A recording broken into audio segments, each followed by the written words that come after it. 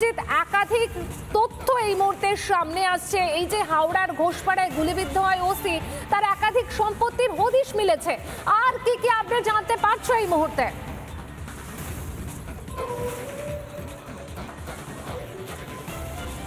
দেখো, আমি পরতে পরতে হদিশ পাওয়া যাবে এই জয়ন্ত পালের বিরুদ্ধে। যেহেতু চণ্ডীতলা থানার ওসি, তিনি এই থানাতে কর্মরত অবস্থায় ছিলেন।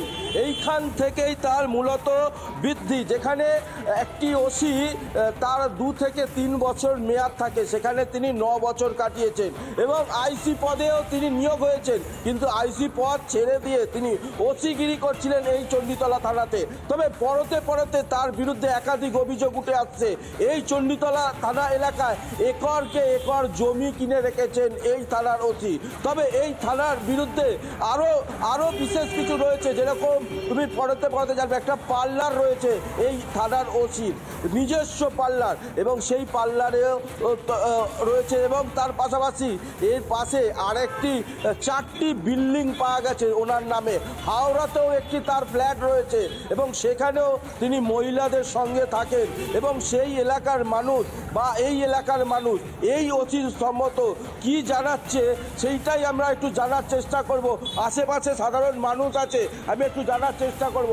দাদা, এই যে থানা চণ্ডীতলা থানা, আপনারা তো দোকানদার, এই চণ্ডীতলা থানার পাশেই দোকানদার, কি মনে করছেন এখানের যে ওসি ছিলেন, যে ওনার বিরুদ্ধে একাধিক অভিযোগ, কি বলবেন?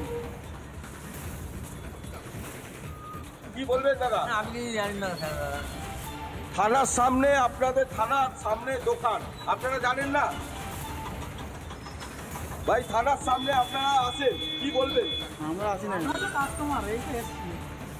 একেবারে তুমি বুঝতে পারছো, থানার সামনে যেহেতু সবাই একটু ভয় পাচ্ছে, কারণ তিনি একজন ওসি, থানা চণ্ডীতলা থানার ওসি, এবং তার বিরুদ্ধে যে অভিযোগ আসছে সেই অভিযোগটা আমাদের রিপাবলিক বাংলায় দেখাচ্ছি। যে পিসিআরকে বলবো তার জমির খতিয়ানটা একবার টেলিকাস্ট করতে। বিরুদ্ধে ঘুষ নেওয়ার অভিযোগ রয়েছে, আর সেই ঘুষের টাকাতেই কি এত সম্পত্তির বহর?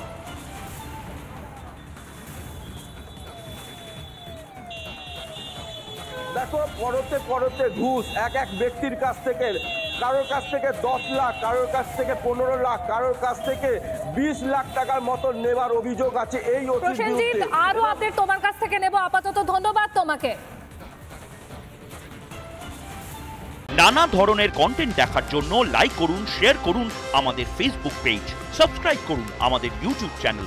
পাশাপাশি অন্যান্য ব্রেকিং নিউজের জন্য অবশ্যই চোখ রাখুন রিপাবলিক বাংলায়।